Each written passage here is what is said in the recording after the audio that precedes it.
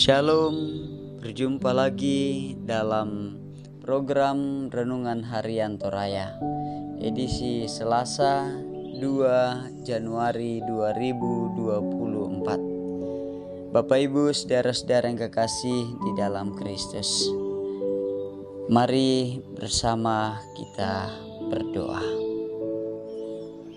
Tuhan, Engkaulah sumber hikmat dan didikan. Saat ini kami rindu mendengarkan firman-Mu.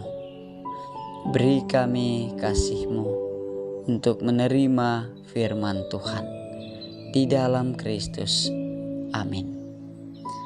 Saudara-saudara, bacaan kita terambil di dalam kitab Amsal pasal 1 ayat yang pertama sampai ayatnya yang ke-7. Amsal Salomo bin Daud, Raja Israel, untuk mengetahui hikmat dan didikan, untuk mengerti kata-kata yang bermakna, untuk menerima didikan yang menjadikan pandai, serta kebenaran, keadilan, dan kejujuran, untuk memberikan kecerdasan kepada orang yang tak berpengalaman, dan pengetahuan serta kebijaksanaan kepada orang muda. Baiklah orang bijak mendengar dan menambah ilmu, dan baiklah orang yang berpengertian memperoleh bahan pertimbangan untuk mengerti amsal dan ibarat, perkataan dan teka-teki orang bijak. Takut akan Tuhan adalah permulaan pengetahuan, tetapi orang bodoh menghina hikmat dan didikan. Saudara-saudara yang kekasih di dalam Kristus, dari bacaan ini kita mengambil satu tema: menemui hikmat dan didikan. Ungkabu utui kakinan na peada. Charles Spurgeon yang hidup tahun 1834 sampai 1892, seorang pengkhotbah asal gereja baptis Inggris, mendefinisikan hikmat sebagai penggunaan pengetahuan dengan cara yang benar. Lawannya adalah kebebalan. Pernyataan Spurgeon mengantar kita untuk melihat hikmat dalam bacaan kita. Lalu pertanyaan kuncinya, apakah hikmat dalam Amsal mengarah hanya kepada pengetahuan? Saudara-saudara, penekanan renungan ini adalah hikmat dan didikan, seperti yang kita baca di dalam ayat pertama. Dengan sikap yang takut akan Tuhan, seperti yang kita baca di dalam ayat yang ke-7. Hal itu menjadi dasarnya. Terdapat dua kata menarik di ayat yang ke-7, yaitu takut dan pengetahuan.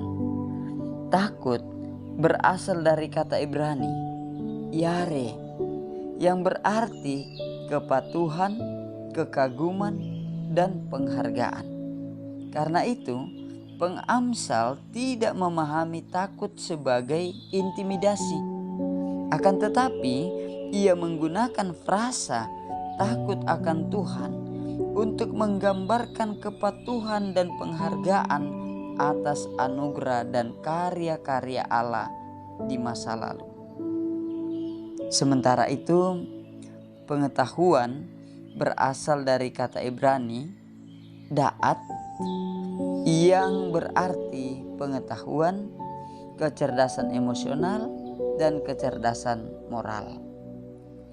Saudara-saudara, dengan demikian ayat 7 mengajarkan kita untuk menghargai dan mematuhi ajaran dan didikan Tuhan, karena di sanalah sumber segala pengetahuan.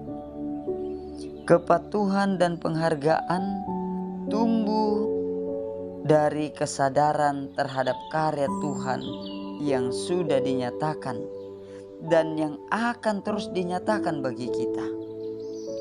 Kesadaran itu juga yang akan membawa kepatuhan dan penghargaan tersebut terwujud dalam melakukan didikannya. Sebaliknya, orang yang tidak menghargai karya Allah adalah orang bodoh, bebal, dan menghina hikmat. Saudara-saudara yang kekasih di dalam Kristus, memasuki tahun 2024, kita mendapati ajaran tentang hikmat. Kita diajak untuk berhikmat, menemui ajaran dan didikan Tuhan dalam penghargaan dan ucapan syukur atas penyertaannya.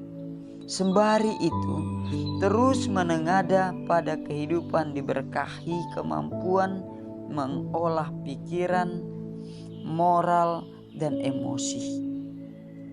Saudara-saudara, sambutlah tahun baru ini dengan penuh hikmat dari Allah. Jalanilah hidup penuh dengan didikan daripadanya. Menemui hikmat dan didikan. Mari kita berdoa. Terpuji kekal Engkau Tuhan.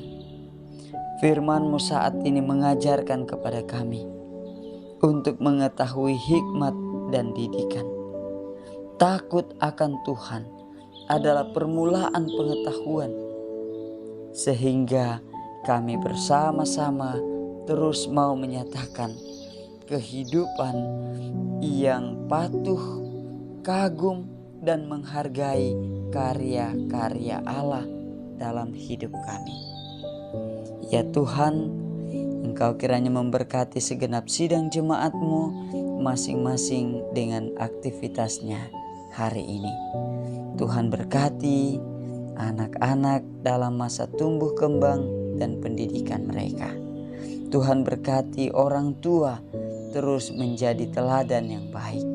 Tuhan berkati jemaat-Mu di dalam suka dan duka mereka.